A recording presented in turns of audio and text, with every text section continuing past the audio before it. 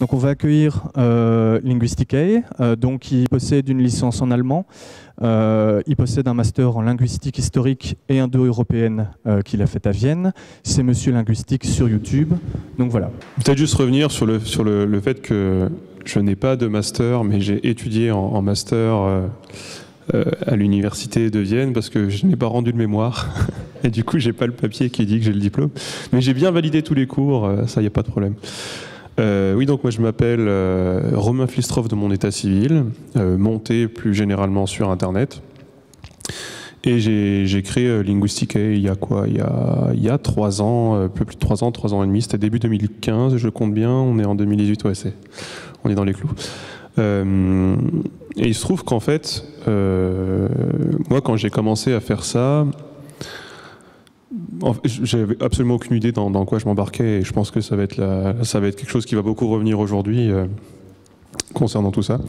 Moi j'étais au chômage, enfin j'avais pas le droit au chômage, mais j'avais plus de travail, et moi par contre j'avais une passion dans la vie, c'était la linguistique, et j'ai décidé de le communiquer sur ma vidéo. À la base je communiquais via l'écrit, pour essayer de transmettre cette passion d'une façon qui n'était pas toujours très bien au départ. J'essaye de m'améliorer, d'en faire quelque chose de meilleur, parce que pour moi, la linguistique, c'est une passion, mais c'est aussi quelque chose qui est très largement méconnu. On est dans un espace linguistique quand même, l'espace francophone, où la langue, elle est vraiment fondamentale, elle est déifiée même quelque part. On lui donne une importance, vraiment quelque chose qui relève du sacré. Aujourd'hui, dans la francophonie, il est absolument inconcevable de faire des fautes de français. C'est quelque chose qui passe très mal. On distingue beaucoup les gens sur leur capacité à respecter la norme, le standard linguistique ou non. On a une certaine vision des autres langues aussi qui est un peu biaisée. On a aussi un imaginaire concernant les langues régionales. Moi j'ai parlé peut-être de chez moi, on parle de patois chez moi, mais ici même le wallon, ici on est en Wallonie, et le wallon n'est pas une langue particulièrement considérée comme haute, ce genre de choses. Et ça, c'est toutes les choses qui m'ont poussé notamment à me lancer dans l'aventure. C'était combattre en fait des idées reçues, sur la langue. Et je pense aussi que c'est quelque chose qui va beaucoup revenir aujourd'hui, c'est essayer de lutter contre les idées reçues. Et c'était vraiment l'axe de mon travail, c'est encore l'axe de mon travail aujourd'hui. Et ça passe notamment par le fait de faire découvrir l'histoire de la langue aux gens, une histoire qu'ils ignorent très, très souvent. Alors, dans mon travail, effectivement, j'ai une formation de linguistique historique, mais j'ai une formation plutôt d'antiquaire un peu, puisque la période sur laquelle j'ai le plus étudié, c'est l'Antiquité. Mais j'essaye, via mon travail, de plutôt faire découvrir l'histoire récente du français, l'histoire, celle qui va notamment surgir à partir de la fin du Moyen-Âge et à partir de la Révolution française, donc, puisque la Révolution française, en fait, a vraiment conditionné toute la politique linguistique telle qu'elle existe aujourd'hui. C'est-à-dire on a une vision très jacobine de la langue. En France, vous connaissez peut-être cette devise, c'est une langue, un État. Et j'essaie d'expliquer comment ça s'est imposé, pourquoi ce n'est pas forcément toujours très naturel comme façon de faire. Et en fait apporter une bonne dose d'esprit critique sur la façon que l'on a d'appréhender la langue sur le plan historique, et de montrer en quoi c'est pas toujours ce qu'on pense qui va de soi en fait dans la langue n'est pas toujours le cas. Donc c'est pas toujours très facile, surtout de le faire communiquer via vidéo. Et voilà, donc ça c'est toute la base de mon travail. Donc oui, quand je me suis lancé dans l'aventure YouTube, il faut savoir que, comme pour la plupart, je n'avais aucune formation, en fait c'est impossible de savoir comment est-ce qu'on va aborder, surtout que la problématique de la linguistique, il y a une problématique qui est secondaire aux plupart des gens, c'est que quand on parle de linguistique, en fait, le sujet que l'on aborde et aussi la façon en fait c'est très lié à la façon de laquelle on l'aborde.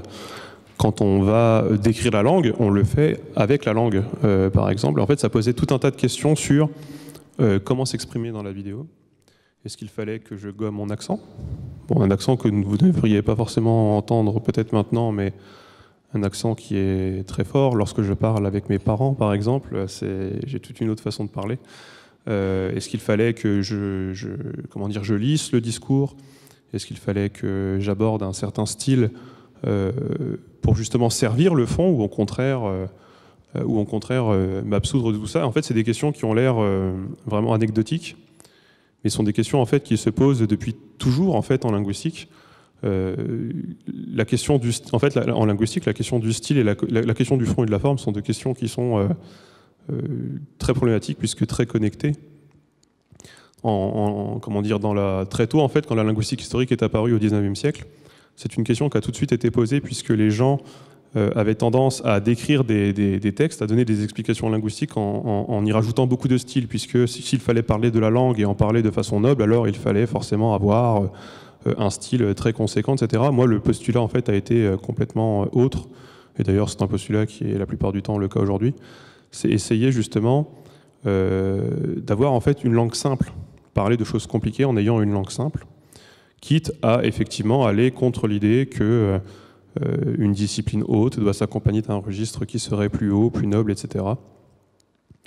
Et ça, par exemple, c'est une chose sur laquelle il faut travailler en fait. C'est une chose sur laquelle j'ai dû travailler, aussi parce que je culpabilisais beaucoup sur ma façon de m'exprimer. Et dans mon travail, du coup, ça a été une partie de mon travail. Une autre partie de mon travail, ça a été aussi de me former tout simplement à l'outil vidéo. C'est quelque chose qui a l'air de paraître rien comme ça, mais comme la plupart des vulgarisateurs, en fait, on vulgarise des domaines qui sont très vastes et très divers via un média dont on ne connaissait rien, pour la plupart, je pense. Donc il a fallu aussi apprendre la vidéo. Ça a été très compliqué. Heureusement, il y a eu la Vidéothèque d'Alexandrie, dont tu parleras peut-être, je ne sais pas, tout à l'heure, qui était une association qui a permis à beaucoup de créateurs de vulgarisation de s'initier, en fait, en plus de leur travail de fond, de s'initier aussi à un travail de forme. Puisqu'encore une fois, pour la vulgarisation, si le fond est important, la forme aussi, si on a une forme trop austère, une forme peut-être un peu trop poussiéreuse, en fait, comme tu disais tout à l'heure quand tu as introduit. Les gens ont une idée du musée qui est peut-être un peu poussiéreuse, mais les gens ont aussi une idée du documentaire ou de la vidéo éducationnelle qui est aussi un peu poussiéreuse peut-être parfois, et justement essayer de reprendre des codes plus jeunes, etc., était quelque chose d'assez important et d'assez central aussi. Il fallait à tout prix le faire. Alors pour revenir peut-être aussi sur comment j'en suis arrivé là, parce qu'en fait la linguistique, en fait, c'était... quelque part, j'ai eu un peu une tâche facile, dans le sens où la linguistique sur YouTube, je ne vais pas paraître prétentieux, mais je crois qu'il y a vraiment pas grand monde d'autres qui en parlent. Je ne sais pas si vous avez déjà entendu parler de linguistique sur YouTube, à part sur ma chaîne. Il y en a quelques-unes, il y a des très bonnes chaînes, hein, j'en partage régulièrement, qui sont vraiment très réduites, mais effectivement, j'ai quand même eu la tâche assez facile, dans le sens où il y avait vraiment un boulevard. En cela que la linguistique est quelque chose qui a l'air très austère et en même temps c'est un peu vrai, et très, très compliqué, ce qui n'est pas faux non plus, et aussi quelque chose qui paraît relativement inaccessible. Aussi, les gens souvent ne s'en sentent pas dignes. Ça, c'est vraiment une chose contre laquelle j'ai beaucoup lutté moi-même dans le milieu universitaire. C'est la linguistique. En fait, il y a un très gros conservatisme dans cette discipline. C'est quelque chose aussi que j'essaye de lutter. Je suis vraiment content de l'accueil qu'a Linguisticae dans les universités. Relativement, ça se passe toujours relativement bien, mais des fois, il y a quand même une certaine résistance de la part des sphères plus traditionnelles. Puisque justement, la linguistique souvent est associée à un savoir qui est plutôt classique. Il faut avoir fait du grec et du latin et ce genre de choses. Enfin, là, disons que ça le fait vachement mieux. Et c'est quelque chose où moi-même, quand j'ai commencé à étudier la linguistique, j'ai bien senti qu'on attendait aussi un certain profil de ma part, par certains professeurs. On n'avait pas vraiment trop le droit à l'erreur, quoi. Et le savoir, en fait, était rendu un peu inaccessible, en fait. Il y avait une espèce de barrière, en fait, qui avait été posée en mode le savoir, ça se mérite.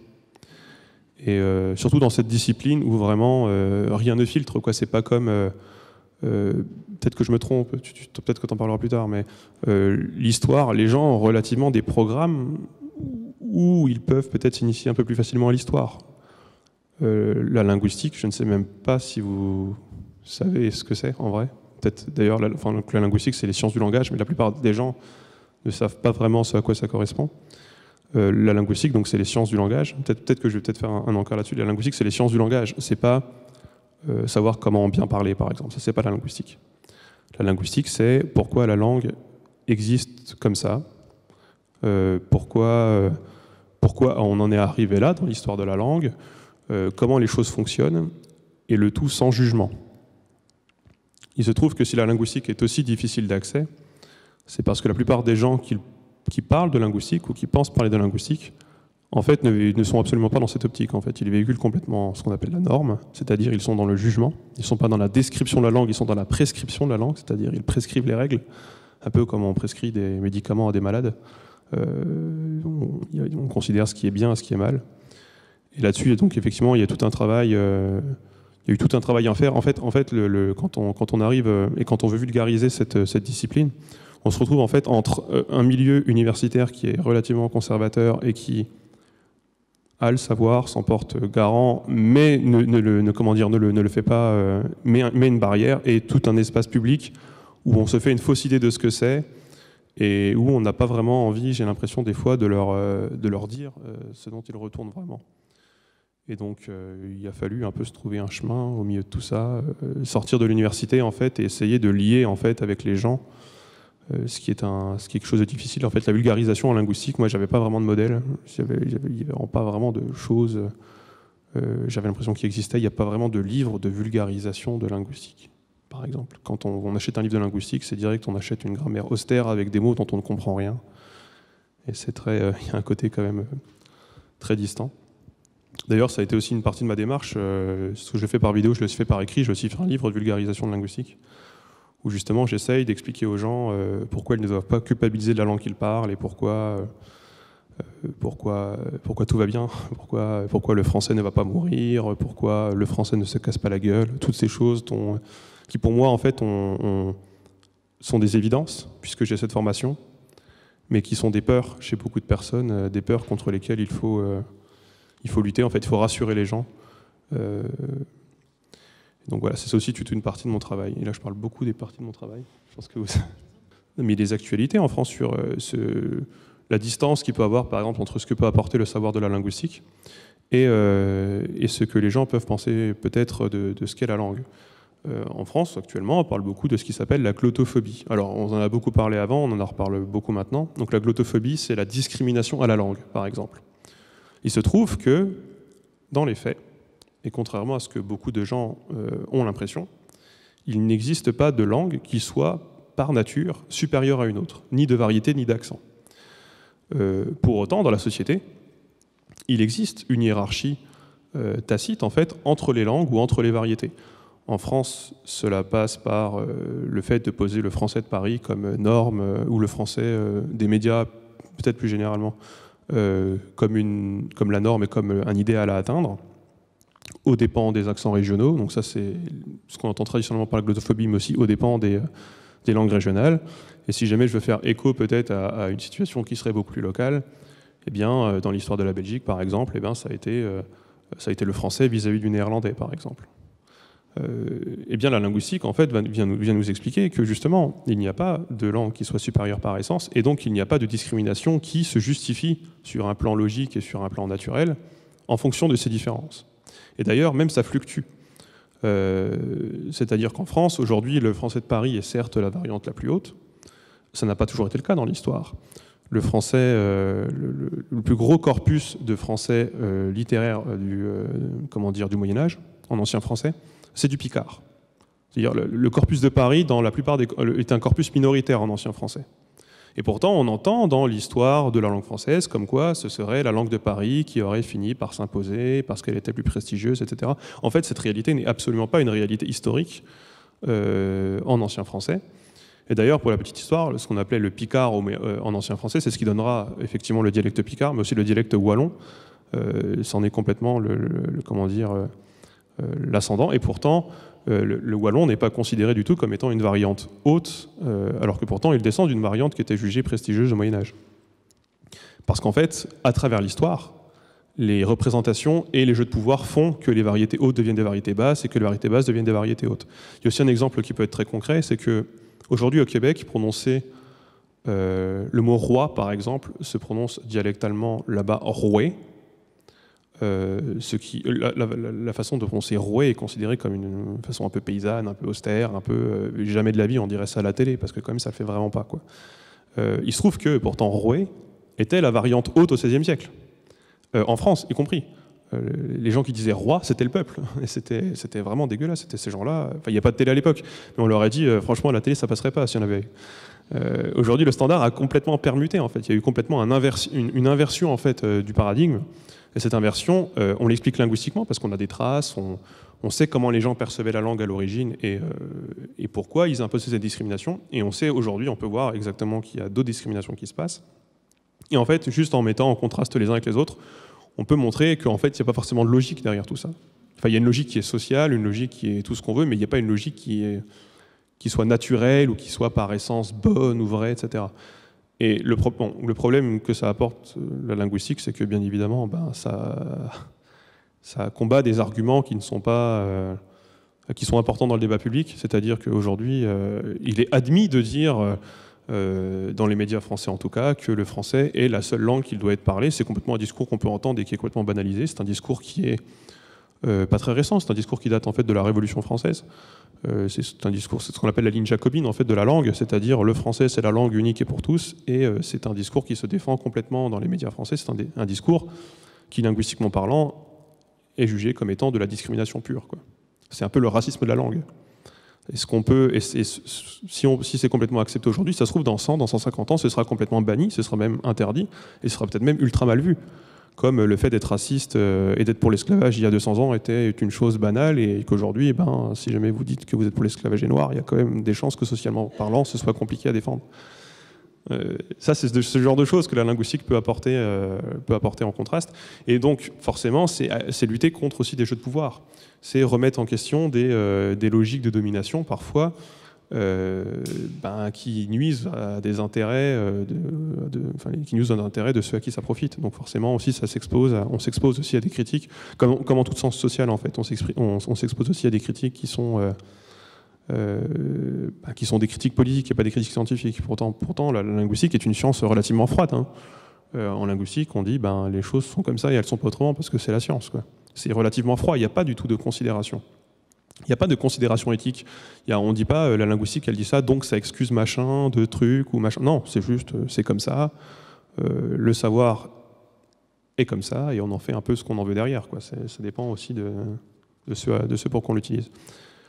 Et donc, il y a aussi toute une partie du travail et une partie en fait de fond, d'esprit critique en fait, tout simplement.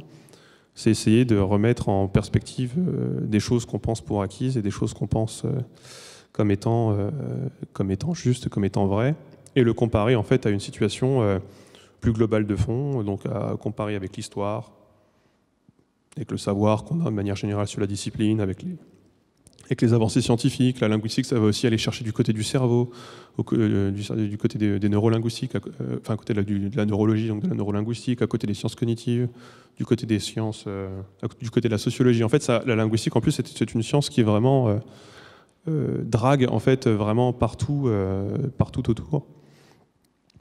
Et donc, ça permet aussi d'avoir peut-être un aspect un panel un peu plus global. En fait, la linguistique n'est vraiment pas une discipline vraiment partitionnée. Et surtout, moi, c'est vraiment quelque chose qui me frappe, en fait. C'est que je pense que la plupart des gens sont intéressés par la linguistique. Alors ça, c'est peut-être, je me trompe complètement, hein. Mais je pense que les gens sont intéressés par la linguistique, en fait, une fois qu'on leur explique ce que c'est. La linguistique, c'est pas vous dire que vous parlez mal à l'école, par exemple. Ça, c'est pas la linguistique. Et les gens, souvent, quand on parle de linguistique, ils disent ah oui, non, les cours de français, etc., machin.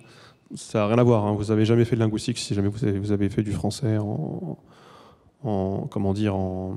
le secondaire ou dans le primaire. C'était plutôt de la grammaire pure et dure, ou éventuellement de la littérature. Bon, ça, c'est pas mon domaine. C'est plutôt le domaine d'autres personnes ici. La linguistique, c'est vraiment une discipline qui est vraiment strictement universitaire, ce que je déplore malheureusement. Enfin, je pense qu'on devrait apporter aussi cette dose d'esprit critique, cette dose de regard différent sur la langue. En fait, ce qui me frappe, c'est qu'en fait, la langue, on l'utilise tous les jours. On est obligé d'utiliser la langue pour communiquer entre nous. La langue, qu'elle soit orale ou qu'elle soit signée, hein, ça comporte aussi la langue des signes, éventuellement, si vous utilisez cette forme de communication. Et en fait, ce qui me frappe, c'est que les gens ont vraiment besoin de cet outil pour communiquer entre eux. C'est vraiment ce qui les permet de les relier au monde. Et pour autant, c'est quelque chose qu'on essaye assez peu en fait, d'étudier ou de remettre en perspective. Ce qui est un peu dommage. Mais ça, c'est aussi parce qu'on n'en a pas l'habitude et c'est pas dans les mœurs. Mais ceci est un truc que j'aimerais faire changer, en fait. C'est juste faire expliquer aux gens que la langue qu'ils parlent, c'est ultra passionnant, en fait, parce qu'on parle, a priori, ici, on est tous francophones, et pourtant, on doit avoir à peu près autant de façons de parler qu'il y a de personnes dans la salle, quoi. C'est quand même, pour moi, c'est un truc, c'est fou, quoi. C'est fou. On utilise le même kit de base, on a été dans des écoles où on nous a appris a priori les mêmes règles, pourtant, on parle différemment, quoi. Parce qu'on vient d'endroits différents, parce qu'on a des histoires différentes. Et ça, en fait, si j'ai bien un truc à dire, et peut-être pour conclure, mais prenez conscience de ça, en fait, et rendez-vous à quel point c'est fou. Rendez-vous compte à quel point c'est fou, en fait, cette histoire. Enfin, moi, ça me trouve le cul, hein, vraiment. Et ça peut être aussi un point de départ pour comparer avec celle des autres et peut-être voir en quoi sont les différences. Et ces différences, il ne faut absolument pas les voir avec du jugement, savoir laquelle est la meilleure, etc. Mais juste dire, putain, mais regardez à quel point on a de la diversité, en fait. Et à quel point, en fait, on a autant de façons d'exprimer de sens qu'on est de personnes. Et à quel point, en fait, c'est... Bah ouais, vraiment, je ne sais pas quoi dire d'autre, c'est vraiment passionnant, quoi. Mais en fait, je vais juste revenir 2 secondes parce que tu parlais de l'actualité avec la glottophobie. Si tu peux peut-être resituer. Alors, je peux totalement resituer. Parce que ça date de la semaine, en fait. Hein. Alors, il y a une actualité qui a été cette semaine, dont je vais parler juste après. Mais il faut savoir qu'en fait, la glottophobie, et peut-être que c'est passé inaperçu, mais moi, comme je suis pas mal de pages qui relaient ce genre de choses, je m'en suis assez vite rendu compte. En fait, c'est quelque chose qui, depuis le début de l'année, il y a eu pas mal de sujets. Il y a eu des documentaires qui ont été faits sur le sujet. Il y a eu des sujets genre sur France Culture, sur certaines pages aussi. Il y a même eu des formats, genre des formats bruts ou des formats, je ne sais plus comment ça s'appelle, parce que enfin, ce genre de format, des formats courts sur Facebook qui parlaient de la glottophobie, donc la discrimination de la langue.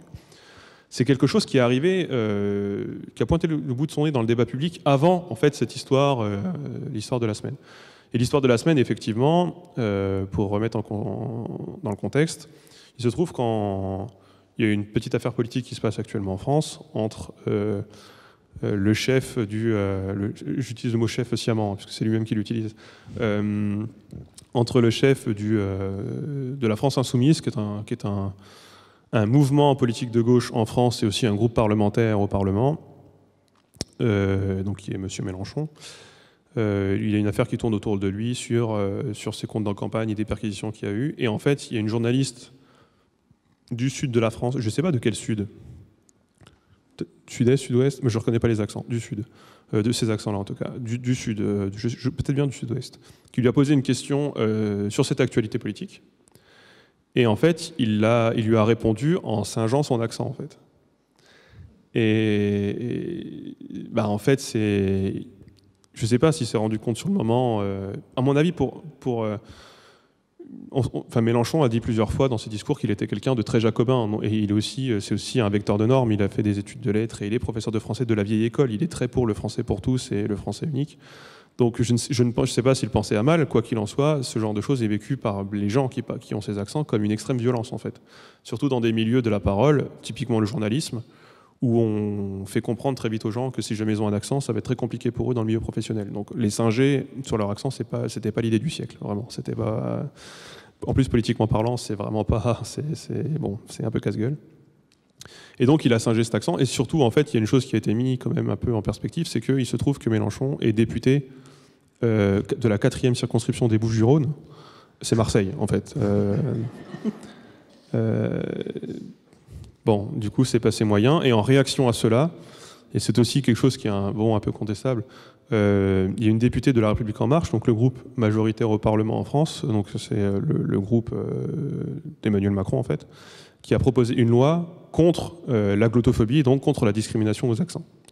Donc il se trouve qu'effectivement, on en a entendu beaucoup parler cette semaine suite à cette histoire, mais dans les faits, et c'est dommage en fait que ce soit pas venu dans le débat public avant, c'est des choses qui existaient déjà en fait. La glottophobie, on en entendait déjà beaucoup parler, il n'y a pas eu de loi parce que bon, il n'y avait pas eu de raison politique de le faire, je pense. Mais aujourd'hui, effectivement, c'est une actualité. Et là, peut-être partir sur des considérations un peu plus politiques, mais ce qui me dérange un peu dans cette histoire, c'est que ça risque de beaucoup trop peser dans le débat public, alors que la glottophobie est vraiment quelque chose qui, sur le plan linguistique, existe. Il n'y a même pas de doute, en fait. Ça fait, les linguistes, ça fait des décennies qu'ils le disent et qu'ils le constatent. Il y a toute une discipline qui s'appelle la sociolinguistique, qui vraiment a un de ses axes, c'est d'expliquer ça, en fait. D'expliquer pourquoi, si jamais vous êtes né dans le Sud-Ouest, réussir une carrière dans le journalisme à Paris sera hautement plus difficile que si vous êtes né à Paris, en fait, tout simplement parce que vous n'aurez pas le bon accent. Ça, c'est quelque chose qu'on va vous faire comprendre tout de suite. Mais même d'ailleurs, il y a quelques Belges sur le service public en France, on leur rappelle très régulièrement qu'ils disent 70, quoi. C'est « Oh mon Dieu, vous dites 70, oh là là ». Bon, au bout d'un moment, on a compris. On a compris. Et en plus, on comprend ce que ça veut dire. Mais on renvoie toujours à la personne à la différence, en fait. Une différence qui n'existe pas si on habite à Paris, bien évidemment, puisque tout le monde parle comme on devrait parler, et blablabla, et ce genre de conneries. Mais c'est dommage à mon avis, c'est dommage que ça va vraiment peser dans le débat public, puisque si les gens vont être pour et contre, ce sera en fonction de pourquoi on a emmené ça sur le terrain, et pas pourquoi c'est en fait un sujet important de société. Mais bon, voilà. Voilà, je ne sais pas si vous avez cerné le tour de la question. Oui, je pense qu'on peut le...